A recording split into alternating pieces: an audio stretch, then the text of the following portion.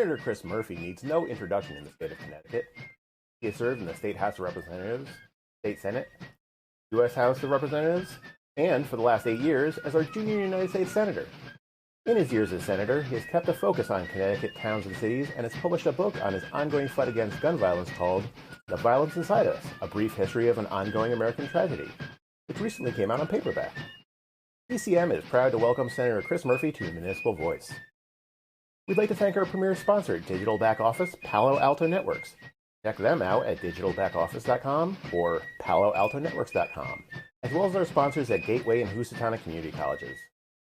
Municipal Voice is the Connecticut Conference of Municipalities podcast in collaboration with WNHH LP 103.5 FM. I'm your host, Matt Ford. As always, be sure to give us a like and let us know what you're thinking in the comments. CCM's Municipal Voice podcast continues to present a key forum on important state-local issues. The views expressed do not necessarily reflect the consensus views of CCM or our member municipal leaders. Senator, thanks for joining us today. Thanks for having me. Also sitting in, we have Mike Musinski from our advocacy team. Get a little bit of expertise on this. So just to start off, we noted in our intro that in 20 years, you've gone from our state legislature here in Connecticut to being a United States Senator. How do you stay abreast of information about your constituents here in Connecticut, as well as the needs of your committees on the federal level? Well, first of all, thanks for having me. Really glad to be with you. Yeah, I mean, listen, first of all, I've got a really unique perspective in that I started out as an intern for Rich Balducci when he was a state senator, when I was going to high school in Connecticut and then college out of state. Got the chance to do almost every job there is, from planning and zoning commissioner now to United States Senator. I've been able to sort of see state government, federal government from almost every perspective. But your question is, how do you sort of remain in touch with folks? Well, first of all, I live in Connecticut. I got a house in Hartford, just south of downtown. I spend lots of time in Hartford every weekend. But there is a risk as you start to sort of get jobs like this in which you're away from the state during the week, that you can lose touch. So I try to, be as inventive as I can about sort of making sure that I'm sort of talking to people, whether it be pre-pandemic, doing office hours outside of supermarkets or walking across the state for a week every summer, holding telephone town halls on weekday evenings where I take, every manner of question. I try to stay, as plugged in as I can in as many different ways as I can. I think excellent. To get higher up on the political food chain, you've got to be a little bit more proactive about making sure you're listening to the people in your state. But I think I've been able to be pretty good at it. I mean, thankfully for the small state of Connecticut, as you mentioned, you have in fact walked across the state of Connecticut as a way to get to know people. I know with the pandemic, there was a problem. Do you see that coming back? I hope it does. The pandemic has certainly changed my ability to do it, but so has 2 leg surgeries in the last year. So as I start to advance in age, my body starts to deliver messages to me about the wisdom of walking 100 miles over 5 days. And so it may be that the orthopedics rather than pandemics will dictate whether I can continue to do the walk across Connecticut. But I love it. It's a great way for me to, first of all, just enjoy the state. I mean, I've lived in Connecticut my entire life, grew up there. But you see it differently when you're walking across it rather than driving across it. And, that walk across the state is really grounding for me. One of the other risks in this job is that you start thinking that the things that they talk about on the cable news shows actually matter to regular people. But in fact, it doesn't. That's all driven for ratings based upon the very small portion of the population that watches cable news. What matters to people in your state are the same things from year to year. How good are the schools? Are my streets safe? How much taxes am I paying? Can I get a better job than I have now? Those are the things that really matter to folks.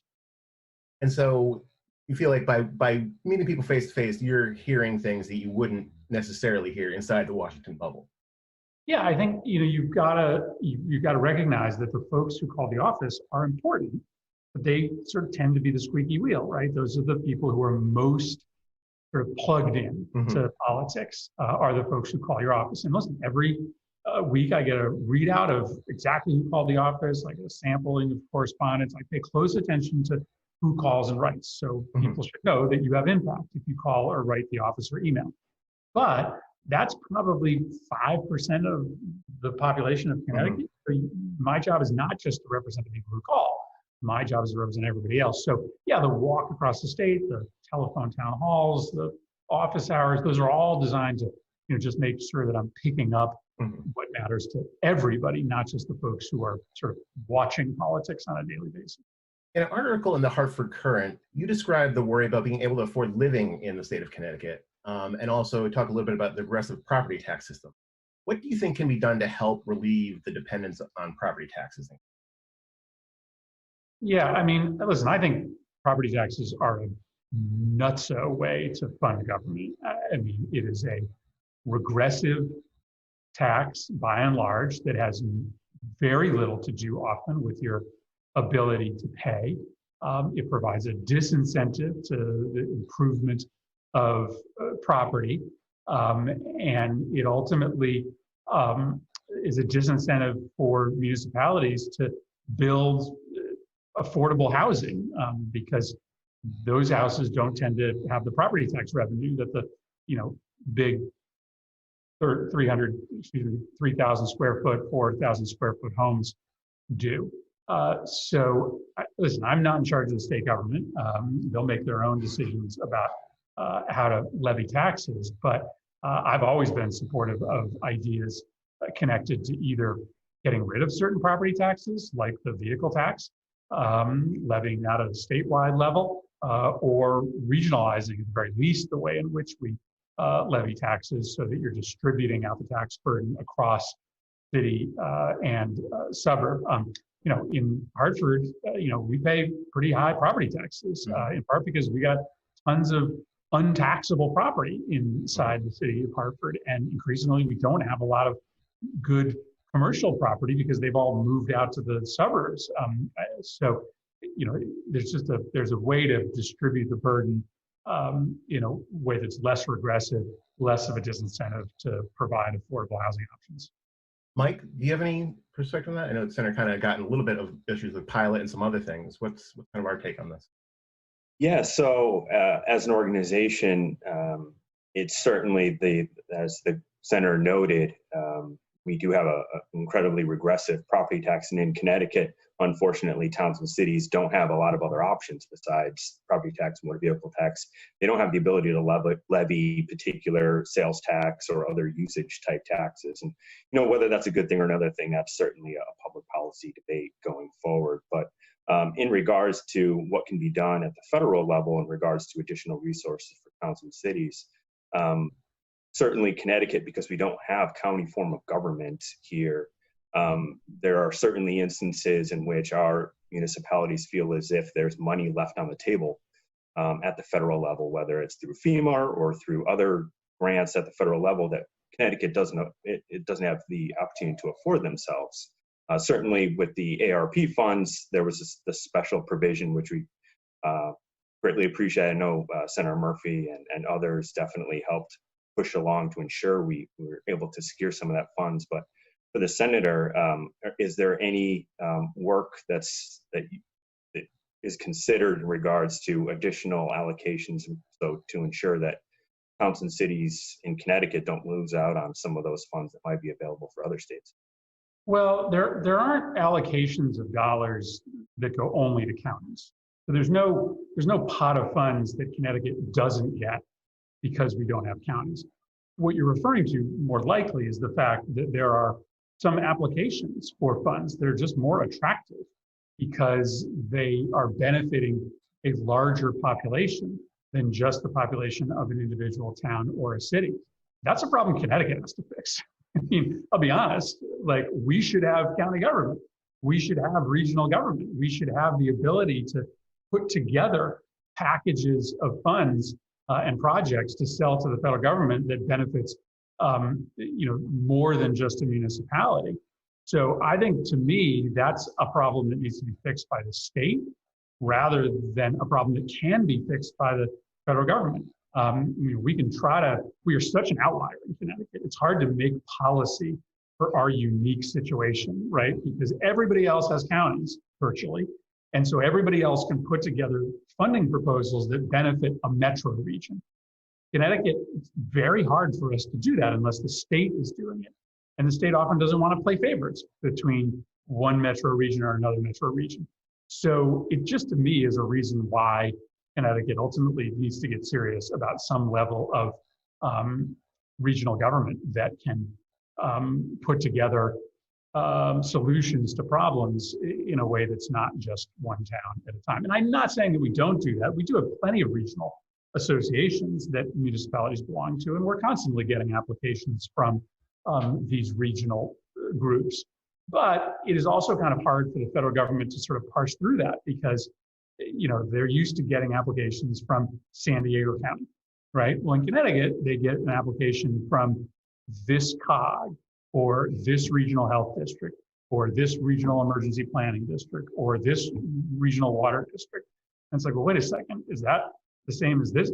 It's very hard when Connecticut decides to do regional government on a sort of redundant ad hoc basis. Mike mentioned the rescue plan a little bit. Vice President Kamala Harris came recently to New Haven to tout the plan. It was very exciting. Representative Lozador was with her. You described it as the beginning of a virtuous cycle. Towns and cities are set to receive substantial funds to mitigate fallout. What can our towns and cities do with this money, and what areas do you think they should be focusing on? Well, so the state of Connecticut is, going to receive, an impressive amount of funding through the American Rescue Plan. Much of it will go to the state, and the governor has started to roll out some of his plans for how to spend it. Some of that money will go directly to municipalities. Other parts of that money will go directly to school districts. I would really argue for municipalities to be bold in how they use this money instead of just funneling it into the same kind of activities. I'll give you two examples in and around the education and youth space. I was talking with the outgoing superintendent of the Wallingford public school system just this week, and he was talking about his worry that there will be a lack of creativity in the way that the school money is used. And he thought in particular it should be used to build new partnerships with the private sector to create more vocational training programs that might not exist today, but could exist because of seed money used through the American Rescue Plan's educational grant dollars. That's a great idea, but that's a new program that would require some creativity to stand up. Similarly, I was glad that the governor unveiled a new partnership by which we're going to try to create a whole bunch more summer camp and summer learning experiences for kids all across the state. I think that we'd be wise to subsidize more summer camp and summer learning programs for kids this summer. It does require a lot of collaboration between the public and the private sector, trying to convince summer camps to create more capacity, knowing that they'll have some money coming to them through the American Rescue Plan. But again, that's a great sort of new way to spend money. Instead of just putting it into your school's summer school programs, why not use some of that money and send it to the Boys and Girls Club or the YMCA and get them to increase the number of affordable slots in their summer programs, by a dozen or 2 dozen this summer. So those are a couple examples of sort of new programmatic areas where we could spend the federal money. Mike, I know we met last week. The governor came to a meeting of a committee we had put together to talk about the American Rescue Plan and where that money should be spent. What are you hearing from that committee? Yeah, so I hardly agree with the senator's comments in regards to working with our towns in which we can assist them in making these dollars stretch further. As pointed out, this is a one-time set of payments. It's not going to be ongoing, really, in perpetuity. So this committee that we've put together consists of economists and legal individuals, business representatives, educational representatives. They'll help our towns and cities look at different ways in which this dollar can be spread. Can we invest it in certain programs at the local level so you can see benefits beyond 2026?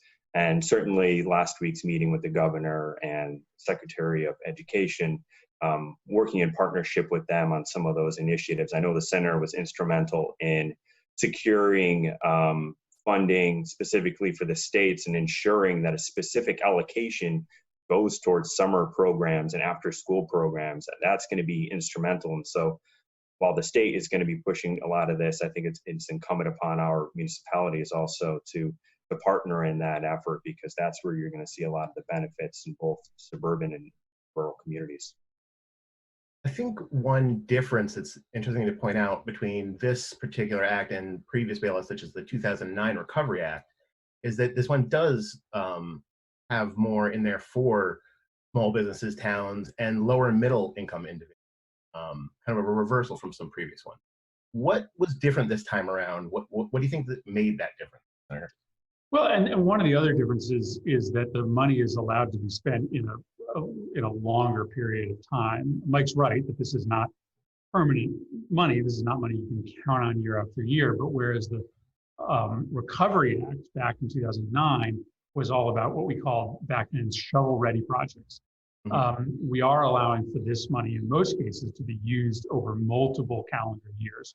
So we know, for instance, that kids' learning loss is not going to be made up just in the 2021-22 school year. So we do allow for this money to be used to hire, paraprofessionals, special education professionals for multiple years in order to try to address those needs. As you mentioned, though, there is also, focus on individuals. People don't necessarily remember, but the Recovery Act in 2019 did have a bunch of tax cuts in it for lower and middle income people, but this one is more generous, and I think will be more substantial. That virtuous cycle I talked about is connected to the increase in the child tax credit, something that Rosa DeLauro has pushed for her entire career. That increase in the child tax credit, about $1,000 per child for low and lower middle income families, that will take about half of the kids who are currently living in poverty all across the country out of poverty. And that $1,000 to a low income family, I mean, whether we like it or not, it's not going to be put into the bank. These are families that literally don't have enough money to put food on the table every week. So they're going to spend that money directly in the community. And so in a place like New Haven, it's this virtuous cycle, because as these families get more money and they put more money into the local economy, those businesses then have increased demand, which allows them to hire more, which then takes these families who were reliant on the child tax credit in order to pay their bills. It puts them in the position of being self-sufficient, right? Having a salary that pays a livable wage. So I think we figured that out, that, that cycle does exist. And I'm hopeful that we'll, continue to see a recovery, adding hundreds of thousands of jobs a month as we have for first few months of the Biden administration. You are listening to the Municipal Voice on WNHH LP 103.5 FM. It's clear that the current administration is thinking pretty big. The American Jobs Plan that President Biden has proposed includes $2 trillion to rebuild the nation. And you've walked quite literally all the roads in Connecticut. What are your concerns, and what chance do you think this bill has to pass? I mean, my first concern is that it's not enough. $2 trillion is a lot of money. But let's just break it down for a second. Inside that bill is $80 billion for rail. That's a lot for Amtrak. That's a lot of money, $80 billion. We think maybe about half of that will come to the Northeast Corridor, Washington to Boston. That's $40 billion. That's still a lot of money. The total amount of the repairs from Boston to DC necessary to just maintain the existing service, $40 billion. So that amount of money, which is a ton of money inside a bill, it's $2 trillion, is just enough money to repair the cracks. Yeah. It actually is not enough money to speed up travel time from New Haven to New York. It's not enough money to be able to build new track from Hartford to Boston. So my biggest worry is that as this package starts to get negotiated down, it's actually not going to result in a change in consumers' interaction with infrastructure. We can talk about all the internal dynamics of how you get this bill passed, and whether you need 50 votes or 60 votes. The strategy to get this thing done is important. But first and foremost, I am interested in passing an infrastructure bill that creates jobs and improves our economy. And you don't do the second if all you do is just fix what's broken. You actually have to increase people's travel time. You have to make it easier to get people and goods from Connecticut to New York and Boston. That's going to be my focus.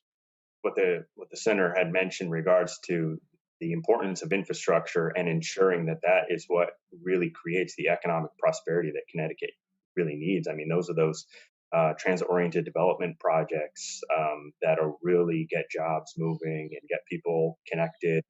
Part of the infrastructure also is broadband. And I know that broadband was a big part of the American Rescue Plan, but I know that only has certain limitations in really the specifics in getting that last mile connection. But in regards to the infrastructure bill, is there any contemplation in regards to expanding broadband beyond that, looking at the digital divide, not just in the rural communities, but the suburban communities that have that, and the cybersecurity issues that come along with it as well? Well, so as you know, there's $100 billion in the president's plan for broadband infrastructure, and his commitment is to link everybody with high-speed internet. Some experts will tell you can't necessarily do that with $100 billion, that you need more. Mike, I don't worry here as much about the suburbs. The suburbs tend to have pretty decent high-speed connectivity. It's the rural areas and the cities that don't. We spend a lot of time talking about the fact that big parts of Eastern Connecticut, Northwest Connecticut, are still relying on DSL, and that's true. So I live in the center of Hartford. Just down the street from me is one of the most significant homeless shelters in the city, and just a block away. And I was at that shelter about a week ago. They told me that they don't have high-speed internet. They're right in the middle of Hartford. They have clients who can't leave the homeless shelter unless they can apply for jobs online. They don't have high-speed internet at a shelter in the middle of Hartford. Why? Because these internet companies often don't sort of supply the final connection, the final 100 handful of feet in low-income neighborhoods like Hartford, because people in these neighborhoods don't have enough money to be able to connect. And so our high-speed deficit in Connecticut is both a rural and urban phenomenon. And my hope is that if we pass this act, we'll be able to fix both of those problems. I hope so too. And lastly, Connecticut has been a model of success with recovery from COVID. Early in the pandemic, we had some high numbers. We're close to New York, but with testing, contact tracing, and vaccinations, Connecticut is kind of leading. Why do you think Connecticut's response was? Well, I mean, so much of it is just good leadership, and we had that in spades in Connecticut, from the governor to his team. They were creative and they were nimble. I think we also didn't make it political in Connecticut. There were high-profile Republicans, who ran mask campaigns throughout last year. You haven't seen the issue of vaccinations become political. They're not fighting in the state legislature, over vaccine passports. Obviously, there's always politics around the issue of vaccinations in Connecticut, as we know. But on the issue of the COVID vaccine, you haven't seen the fights in Connecticut that have existed in other places. So I think there's a lot of reasons for it. Good leadership and our ability to sort of depoliticize COVID response. I think those have been two hallmark successes. And I think just the collaboration also between all levels of government, from the local to the state to the federal level, the ability of an open communication between the center's office and our municipal leaders and state government. I think that was paramount in just addressing each of those issues on a weekly, day-to-day basis. So certainly. When I say good leadership, I should mention I obviously mean good municipal leadership as well on both sides of the aisle. Excellent. Good leadership all around. Senator Murphy, thank you so much for speaking with us today. We really appreciate it. Thanks for having me on.